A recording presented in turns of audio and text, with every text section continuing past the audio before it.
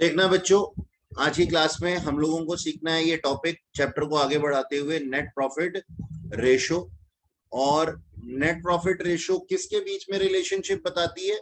Relationship दो चीजों के बीच में बताती है, एक तो नेट प्रॉफिट्स और दूसरा रेवेन्यू फ्रॉम ऑपरेशन यानी कि नेट सेल्स। अब जैसे ही मैं नेट सेल्स बोल देता हूं ना, एक चीज हमारे सामने आ जाती है। नेट सेल्स बोलते ही एक चीज हमारे सामने आ जाती है। ये देखो, ये है हमारा ट्रेडिंग अकाउंट, ये है हमारा प्रॉफिट एंड लॉस अकाउंट। ठीक है, दो चीजें हैं हमारे पास में, एक ट्रेडिंग अकाउंट और दूसरा प्रॉफिट एंड लॉस अकाउंट। अब ट्रेडिंग अकाउंट के अंदर आप डेबिट साइड पे क्या लिखते हो? सारे के सारे डायरेक्ट एक्सपेंसेस लिखते हो। और क्रेडिट साइड पे क्या लिखते हो सर? सेल्स लिखते हो, यानी कि ऑपरेटिंग इनकम। सेल्स को हम क्या कहते हैं सर? ऑपरेटिंग इनकम या फिर रेवेन्यू फ्रॉम ऑपरेशन। और इसके अंदर से मैं क्या माइनस कर देता हूं सर? डायरेक्ट एक्सपेंसेस माइनस कर देता हूं। यही होता है ना ट्रेडिंग अकाउंट के अंदर। और फिर मेरे पास जो आ जाता है उसको मैं कहता हूं सर ग्रॉस प्रॉफिट। अब ग्रॉस प्रॉफिट को मैं आगे ट्रांसफर कर देता हूं प्रॉफिट एंड लॉस अकाउंट में। ठीक है जी, ग्रॉस प्रॉफिट को आगे ट्रांसफर कर देता हूं अपने पास में प्रॉफिट एंड लॉस अकाउंट के अंदर। और उसके अंदर फिर ऐड कर देता हूं, ऐड कर देता हूं कौन सी income? Other incomes. Other income का मतलब क्या होता है? अदर इनकम का मतलब होता है बच्चों, हमारे पास में अदर देन बिजनेस ऑपरेशन अगर कोई इनकम है तो मैं उसको इसके अंदर ऐड कर देता हूं। और यहां से डेबिट साइड पे मैं क्या लिख देता हूं? सारे के सारे इनडायरेक्ट एक्सपेंसेस लिख देता हूं। Indirect expenses which is not related to manufacturing. तो मेरे पास में फाइनली क्या आ जाता है? नेट प्रॉफिट आ जाता है। नेट प्रॉफिट आ जाता है मेरे पास में। तो बस, अब जब बात हो रही है ना नेट प्रॉफिट की, तो इसी चीज को हम ध्यान रखेंगे कि नेट प्रॉफिट कैसे निकालते हैं। तो अब देखो, ये चीज तो हमें याद है, ये चीज तो हमें मालूम है, लेकिन कुछ टर्म्स के अंदर हम इस चैप्टर में फंस करके रह जाते हैं। उन टर्म्स को मैं इन्हीं टर्म्स के साथ में मिला दूंगा तो आपको इजी हो जाएगा। देखो जी, मैं जानता हूं नेट प्रॉफिट इस तरीके से आते हैं, है ना। अब मैं कहता हूं, ये देखो सेल्स, सेल्स का क्या मतलब होता है? सेल्स का मतलब होता है सर रेवेन्यू फ्रॉम ऑपरेशन। मैंने यहां क्या लिखा? Revenue from operation. उसमें से अगर मैं डायरेक्ट एक्सपेंसेस को माइनस कर दूं, भाई क्रेडिट और डेबिट का इनवर्स रिलेशनशिप है ना, तो डेबिट साइड पे जो लिखा हुआ है इसका मतलब माइनस, यानी कि सेल्स में से अगर डायरेक्ट एक्सपेंसेस माइनस कर दूं, डायरेक्ट एक्सपेंसेस को मैं क्या कहता हूं sir? Cost of revenue from operation. यानी कि मेरे रेवेन्यू फ्रॉम ऑपरेशन में मेरी मैन्युफैक्चरिंग एक्सपेंसेस इतने थे, तो उसको मैं क्या बोलता हूं? डायरेक्ट एक्सपेंसेस बोलता हूं। तो सेल्स में से अगर मैं डायरेक्ट एक्सपेंसेस माइनस करता हूं, यानी कि रेवेन्यू फ्रॉम ऑपरेशन में से मैं cost of revenue from operation minus कर देता हूं, तो मेरे पास आ जाता है सर ग्रॉस प्रॉफिट। लेकिन मुझे अभी यहीं पे नहीं रुकना, इस ग्रॉस प्रॉफिट के अंदर मैं अदर इनकम से ऐड कर देता हूं, अदर देन बिजनेस एक्टिविटी। तो उसको मैं क्या कहता हूं सर? उसको मैं ऐड कर दूंगा क्या? नॉन ऑपरेटिंग इनकम के नाम से, कि ये एक्टिविटी सी अदर इनकम्स क्या है? अदर इनकम मेरी नॉन ऑपरेटिंग इनकम है, क्योंकि मेरे ऑपरेशन से नहीं हुई। जैसे कि डिस्काउंट रिसीव फ्रॉम क्रेडिटर, क्या क्रेडिटर से डिस्काउंट रिसीव करना मेरे ऑपरेशंस का पार्ट था? क्या मेरा यही बिजनेस था? नहीं सर। क्या रेंट रिसीव करना मेरा बिजनेस था? नहीं सर। तो ये सारी क्या है? नॉन ऑपरेटिंग इनकम है, जो मुझे अर्न तो हुई है लेकिन ऑपरेटिंग एक्टिविटी से नहीं हुई है, नॉन ऑपरेटिंग एक्टिविटी से हुई है, यानी कि मैंने अपना बिजनेस नहीं चलाया था इस तरीके का। तो मैंने उसको ऐड कर दिया। अच्छा, और माइनस कर देता हूं सारे के सारे इनडायरेक्ट एक्सपेंसेस। इनडायरेक्ट एक्सपेंसेस कौन से हैं? जो मेरे फैक्ट्री से बाहर के खर्चे होते हैं, मैन्युफैक्चरिंग से बाहर के खर्चे, वो भी माइनस कर दूंगा इसमें से। तो मैंने क्या कर दिया? Non operating expenses. तो बात वही है, ऊपर जो लिखा हुआ है नेट प्रॉफिट कैसे आता है, जैसे आप आज तक पढ़ते आए हैं, बस लिखने का तरीका बदल गया। क्या लिखा हुआ है यहाँ पे? रेवेन्यू फ्रॉम ऑपरेशन में से cost of revenue from operation minus करो, माइनस आप क्या कर दो सर? ऑपरेटिंग एक्सपेंसेस माइनस कर दो। ठीक है, cost of revenue from operation यहाँ पे हमारे पास में opening plus purchases less closing करके हम निकाल सकते हैं स्टॉक के साथ में। ऑपरेटिंग एक्सपेंसेस माइनस कर दो, नॉन ऑपरेटिंग एक्सपेंसेस माइनस कर दो, और नॉन ऑपरेटिंग इनकम्स को ऐड कर दो। तो हमारे पास में क्या आ जाएगा सर? नेट प्रॉफिट आ जाएगा। ये है सब कुछ यही जो हम बचपन से बनाते आ रहे हैं। ठीक है जी, है वही, कुछ नया नहीं है इसके अंदर। ठीक है सर, ये तो हमें मालूम है कि भाई नेट प्रॉफिट कैसे आ गया। अब दूसरा सर, सेल्स कैसे आती है? सेल्स तो यहाँ पे दी हुई है, ये रही।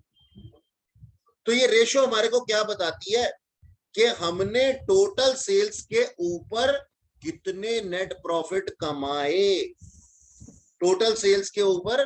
यानी कि अगर मैंने सेल्स की है 5 लाख रुपए की, अगर मान लो मैंने सेल्स की है 5 लाख रुपए की और मेरे नेट प्रॉफिट उसके ऊपर बनते हैं 2.5 लाख रुपए, 2.5 लाख रुपए, तो ये कितना है, तो ये कितना है मेरा रेशो वाइज। तो सर हमें दिखाई दे रहा है ये इसका 50% है, ठीक है ना।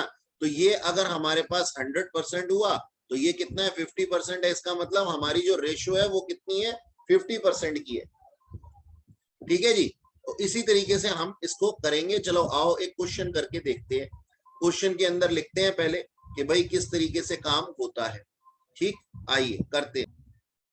ये हमारे पास में एक एग्जांपल या क्वेश्चन हम कह सकते हैं। इसमें क्या लिखा हुआ है, ग्रॉस प्रॉफिट रेशियो हमारी कितनी है, यानी कि लो जी ग्रॉस प्रॉफिट रेशियो ही दे दी हमारे को, ग्रॉस प्रॉफिट रेशियो दे दी, ग्रॉस प्रॉफिट ही निकाल कर दे दिया 25% है, ठीक है।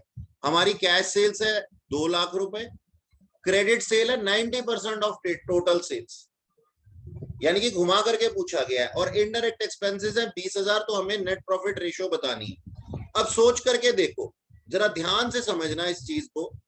मैं इसका आंसर लिखता हूं आप लोगों के साथ, स्टेप बाय स्टेप चलेंगे।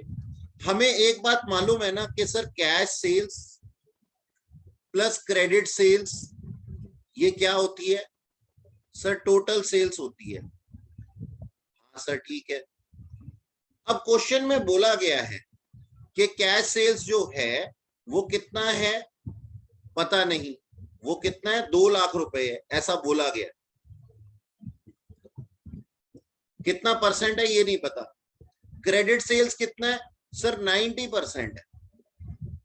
अच्छा अगर क्रेडिट सेल्स 90% है तो जाहिर सी बात है ये जो है ये 10% हो जाएगा, है ना, मानते हो।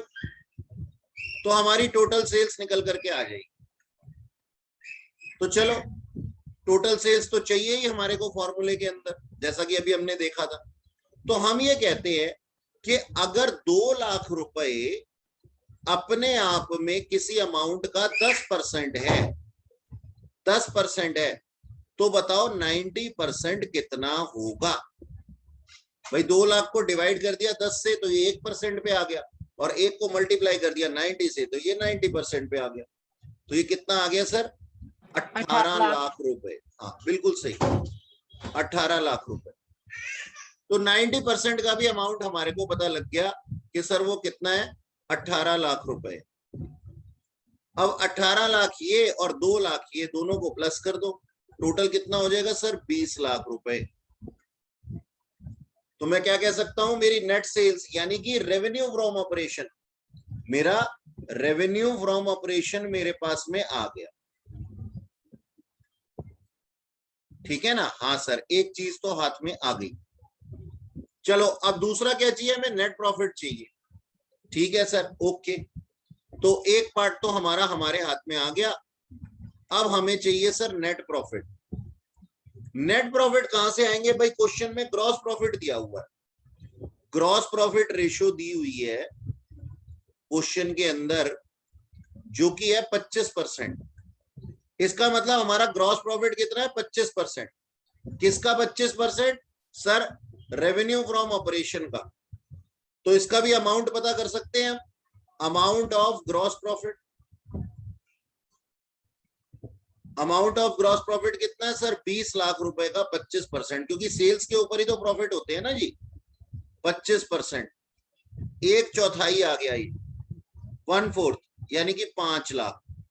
चलो अब हमारे को ग्रॉस प्रॉफिट तो पता लग गए।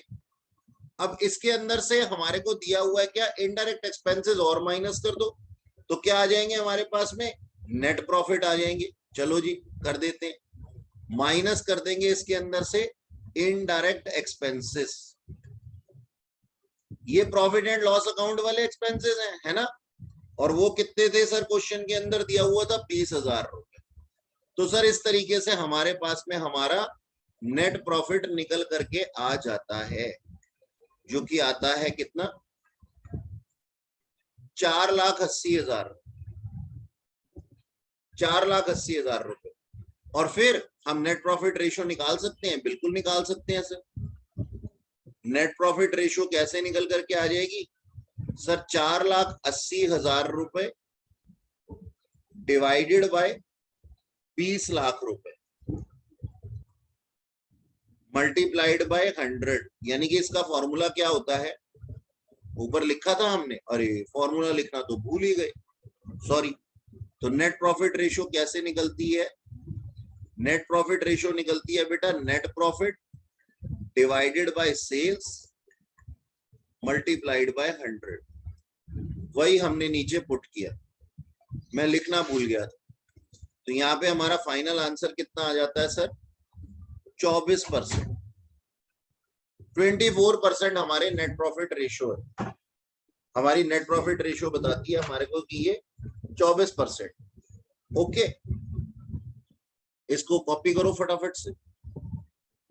लीजिए, इसको थोड़ा छोटा कर देता हूं मैं फुल स्क्रीन पे आने के लिए। जल्दी से कॉपी करो।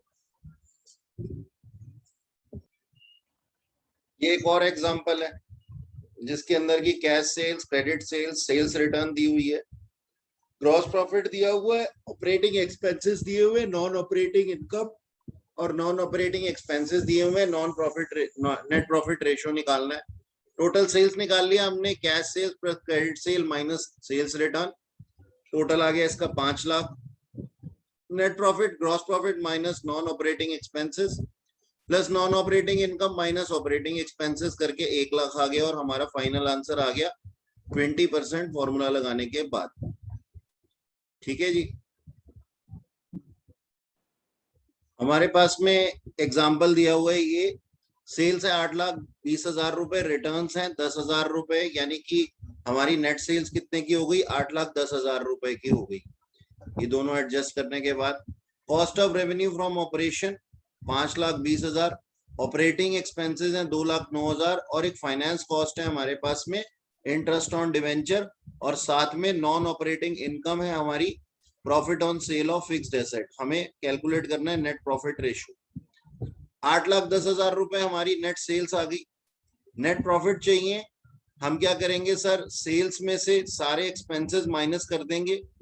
तो हमने ये कॉस्ट ऑफ गुड्स सोल्ड और ऑपरेटिंग एक्सपेंसेस माइनस कर दिए। इसके अंदर हमने जोड़ दी नॉन ऑपरेटिंग इनकम, जो कि profit on sale of fixed asset थी। फिक्स्ड एसेट को बेचना हमारा काम नहीं था, इसलिए नॉन ऑपरेटिंग इनकम है। फाइनेंस कॉस्ट एक माइनस कर दी हमने, इंटरेस्ट ऑन डिवेंचर एक फाइनेंस कॉस्ट होती है। सब कुछ एडजस्ट करने के बाद हमारे नेट प्रॉफिट 1,21,500 आ जाते हैं, जिसको कि अगर मैं डिवाइड कर देता हूं अपनी नेट सेल से और मल्टीप्लाई कर देता हूं 100 से, तो मेरी नेट प्रॉफिट रेशियो कितनी आ जाती है? 15%। ठीक जी, इसको नोट कर सकते हैं। नेक्स्ट है जी हमारे पास में operating profit ratio. Operating profit ratio हमारा को रिलेशनशिप बताती है किसके बीच में? ऑपरेटिंग प्रॉफिट्स के बीच में और नेट सेल्स के बीच में। अब हमें आइडेंटिफाई करना है कि ऑपरेटिंग प्रॉफिट्स कैसे आते हैं। तो उसके लिए देखो, हमारे पास में रेवेन्यू फ्रॉम ऑपरेशन होता है, यानी कि हमारी सेल्स, उसके अंदर से हम cost of goods sold minus कर देते हैं, यानी कि opening stock of raw material plus purchases minus closing stock. तो हमारे पास में आ जाते हैं sir gross profit. Gross profit के अंदर से मैं अपनी क्या निकाल देता हूं सर? ऑपरेटिंग एक्सपेंसेस को निकाल देता हूं। ऑपरेटिंग एक्सपेंसेस जैसे कि ऑफिस एक्सपेंसेस, एडमिनिस्ट्रेशन और सेलिंग, यानी कि प्रोडक्ट से रिलेटेड खर्चे। ठीक है, ये तीनों खर्चे मैंने निकाल दिए।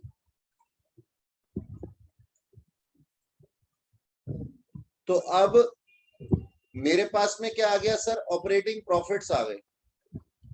अब इस ऑपरेटिंग प्रॉफिट्स के अंदर मैं जोड़ देता हूं अपने नॉन ऑपरेटिंग इनकम्स को, यानी कि पहले सिर्फ ऑपरेशन से रिलेटेड प्रॉफिट्स थे, अब इसके अंदर नॉन ऑपरेटिंग इनकम भी अगर मैं जोड़ देता हूं तो ये मेरे नेट प्रॉफिट आ जाती है, लेकिन बिफोर टैक्स। और अगर मैं इसमें से टैक्स को भी डिडक्ट कर दूं, टैक्स का अमाउंट भी एज एन एक्सपेंडिचर खर्च कर दूं, माइनस कर दूं, तो ये आ जाता है मेरे पास में प्रॉफिट आफ्टर टैक्स। तो खैर हमारे को तो कहां तक चाहिए, ऑपरेटिंग प्रॉफिट्स तक ही चाहिए, ये तो बात की कहानी है। ऑपरेटिंग प्रॉफिट्स हमारे को चाहिए। तो ऑपरेटिंग प्रॉफिट्स कैसे निकल करके आते हैं? 3 तरीके हैं सर इसको निकालने के। आप ग्रॉस प्रॉफिट में ऐड कर दीजिए अदर ऑपरेटिंग इनकम्स और माइनस कर दीजिए ऑपरेटिंग एक्सपेंसेस, तो आपके ऑपरेटिंग प्रॉफिट्स आ जाएगी।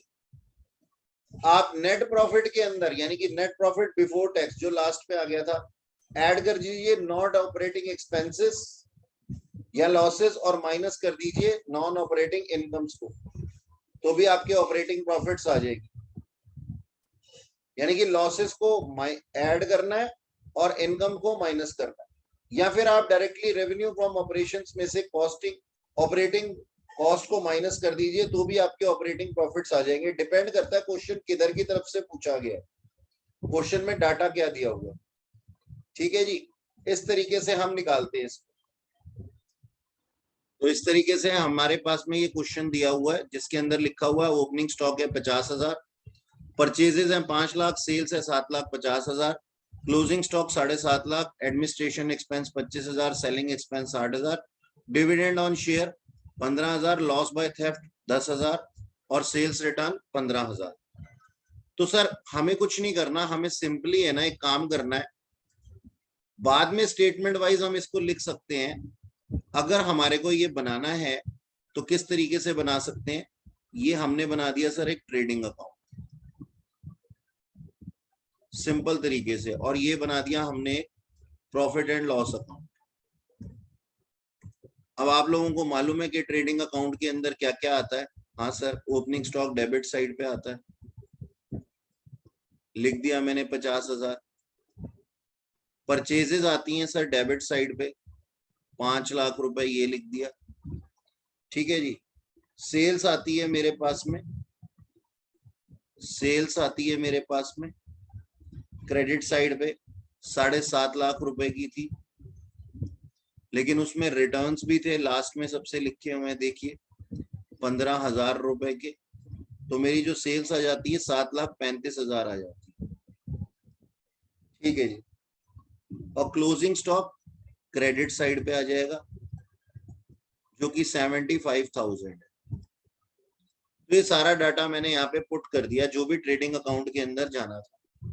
ठीक है, एडमिनिस्ट्रेशन एक्सपेंसेस कहाँ आते हैं सर, मेरे P&L के डेबिट साइड पे आते हैं एडमिनिस्ट्रेशन एक्सपेंसेस, इसको यहाँ लिख देता हूँ 25,000। Selling expenses sir P&L account के डेबिट साइड पे आते हैं, इसको भी लिख देता हूँ 60,000 P&L अकाउंट की debit side. Loss by theft, अब लॉस बाय थेफ्ट आता तो है मेरे पास P&L अकाउंट की डेबिट साइड पे, P&L अकाउंट की डेबिट साइड पे आना चाहिए, और dividend on share P&L account की क्रेडिट साइड पे आना चाहिए। लेकिन सर जब मेरे को ग्रॉस प्रॉफिट दिया हुआ है, दिया हुआ का मतलब ग्रॉस प्रॉफिट मेरा निकल करके आ रहा है, तो मैं इसके आगे बढ़ूंगा ही क्यों? देखो मैं समझाता हूं, यहाँ पे मेरे पास में ग्रॉस प्रॉफिट आ गया कितना, 2,60,000 रुपए, और मैंने ये 2,60,000 रुपए को इधर लिख दिया ग्रॉस प्रॉफिट को, कहां पे, प्रॉफिट एंड लॉस अकाउंट। ठीक है जी, प्रॉफिट एंड लॉस अकाउंट। अब मैंने क्या करना है सर, सिर्फ यही 2 एक्सपेंसेस यहाँ लिखने हैं और डाटा नहीं लिखना। क्यों नहीं लिखना? डिविडेंड ऑन शेयर हमारे पास में सर ये फाइनेंसिंग इनकम, ठीक है, सॉरी डिविडेंड ऑन शेयर, हाँ हमारी फाइनेंसिंग इनकम है, बाहर से है, तो ये हमें तो सिर्फ ऑपरेटिंग प्रॉफिट्स चाहिए थे ना। हाँ, अगर ऑपरेटिंग प्रॉफिट्स के बाद फर्दर कुछ चाहिए, मेरे यहाँ पे क्या आ जाएंगे सर, ये ऑपरेटिंग प्रॉफिट्स आ जाएंगे, मेरे ये ऑपरेटिंग प्रॉफिट्स आ जाएंगे कितने, 1,75,000। अब फर्दर अगर मेरे को ऑपरेटिंग प्रॉफिट्स के बाद में कुछ और बनाना है, अब मैं आगे एक और P&L अकाउंट बना देता हूं एक सेकेंड के लिए, फर्दर P&L अकाउंट इसका नाम लिख देता हूं।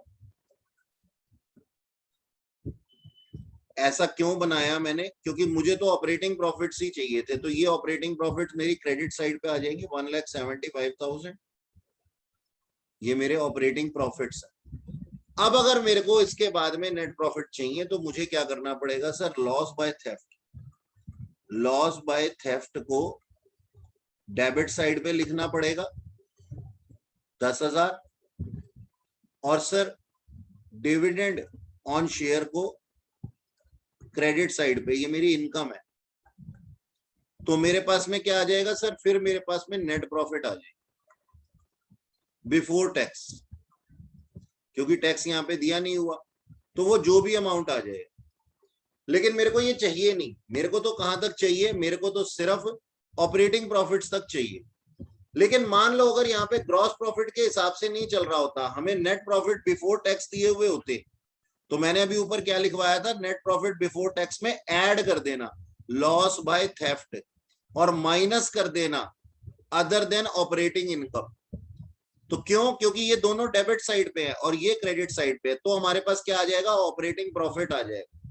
तो अगर आपको क्वेश्चन के अंदर नेट प्रॉफिट बिफोर टैक्स दिए हुए होते, आप उसके अंदर ऐड कर देते लॉस बाय थेफ्ट और माइनस कर देते डिविडेंड ऑन शेयर्स, तो आपके क्या आ जाते, ऑपरेटिंग प्रॉफिट्स आ जाते। आप ऑपरेटिंग प्रॉफिट चाहे फर्दर P&L अकाउंट से निकालो चाहे P&L अकाउंट से निकालो, एक ही बात है। अगर P&L अकाउंट से निकालना है तो आपके पास में ग्रॉस प्रॉफिट में से ये दोनों एक्सपेंसेस यानी कि प्रोडक्ट से जुड़े हुए खर्चे जो हैं आपको माइनस करने पड़ेंगे टिल सेल्स, तब आपके ऑपरेटिंग प्रॉफिट्स आएंगे। अगर ये कहानी ग्रॉस प्रॉफिट से चल रही है तो फिर इस तरीके से आएंगे, आपको इसमें से ये दोनों माइनस करने पड़ेंगे। और अगर नेट प्रॉफिट बिफोर टैक्स से कहानी चलनी है इधर की तरफ, तो फिर आपको ये ऐड और ये लेस करना पड़ेगा, तब आपके ऑपरेटिंग प्रॉफिट्स आएंगे। अब ग्रॉस प्रॉफिट से आ रहे थे हमारे, और ग्रॉस प्रॉफिट हमने ट्रेडिंग अकाउंट से निकाले थे, तो हमारे पास में हमें सिंपली यहीं रुक जाना है 1,75,000। तो सर इस क्वेश्चन के अंदर मेरे ऑपरेटिंग प्रॉफिट्स कितने आ गए, मेरे ऑपरेटिंग प्रॉफिट्स आ गए सर 1,75,000 रुपीस। ठीक है सर, और अब मुझे क्या करना है सर, ऑपरेटिंग प्रॉफिट रेशो निकालनी है।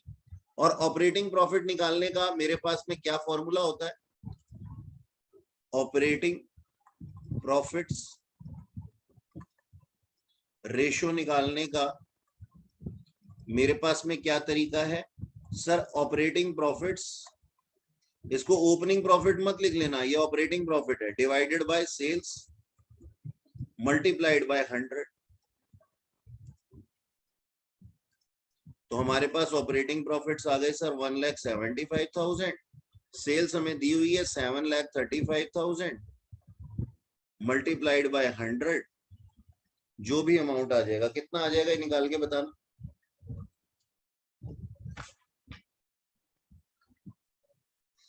%23.81%,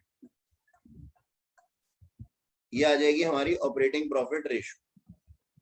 ठीक है जी, इसको आप लोग नोट कीजिए। और ये मैंने सिंपल तरीके से यहाँ पे अकाउंट बना करके किया है, आपको इसी चीज को स्टेटमेंट फॉर्म में लिखना है, जैसे ये ऊपर तीनों में से कोई भी स्टेटमेंट हो सकती है। तो आप इसको स्टेटमेंट किस तरीके से बनाएंगे इसकी, सिंपल आप कहेंगे सर सेल्स, इस तरीके से लिखेंगे आप लिखेंगे sales minus cost of goods sold plus closing stock, या फिर आप ऐसे लिख सकते हैं opening stock plus purchases minus closing stock, cost of goods sold आ गई, और कॉस्ट ऑफ गुड्स सोल्ड को सेल्स में से माइनस कर देना। तो आप क्या लिखेंगे, sales minus cost of goods sold, cost of goods sold कैसे आएगी, 50,000 प्लस 5 लाख माइनस 75,000, तो ये कॉस्ट ऑफ गुड्स सोल्ड आ जाएगी, तो उससे हमारे ग्रॉस प्रॉफिट आ जाएंगे। अब इसके आगे लिखिएगा minus administration expenses minus selling expenses, तो क्या आ जाएंगे सर हमारे पास में ऑपरेटिंग प्रॉफिट्स। स्टेटमेंट फॉर्म में इस तरीके से लिखा जा सकता है।